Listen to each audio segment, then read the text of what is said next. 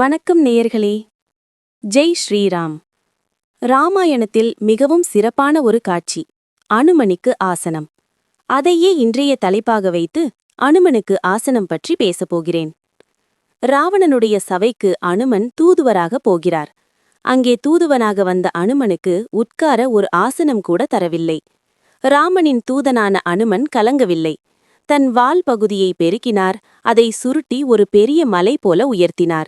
உயரமாக தன் வாளாலேயே ஒரு ஆசனத்தை அமைத்து அதன் மீது கம்பீரமாக அமர்ந்தார்.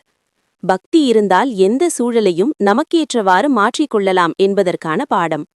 அனுமன் அமைத்தது தனது வலிமையாலான ஆசனம். இன்றைக்கும் அனுமன் கதையை படிக்கும் இடங்களிலும், ராமாயணம் ஒலிக்கும் இடங்களிலும், சுந்தரகாண்டம் ஒலிக்கும் இடங்களிலும், ராமநாமம் ஒலிக்கும் இடங்களிலுமெல்லாம் அவருக்கு மரத்தாலான பலகையில் அனுமனுக்கு ஒரு ஆசனம் போடுவது நமது வழக்கம். எற்ற எற்ற ரகுநாத கீர்த்தனம் தத்ர தத்ர கிருதமஸ்த காஞ்சலீம் பாஷ்பவாரி பரிபூர்ண லோச்சனம் மாருதீம் நமத ராட்சசாந்தகம். எங்கே ராமநாமம் ஒலிக்கிறதோ அங்கே அனுமன் கண்களில் நீரோடு கைகூப்பி அமர்ந்திருப்பார்.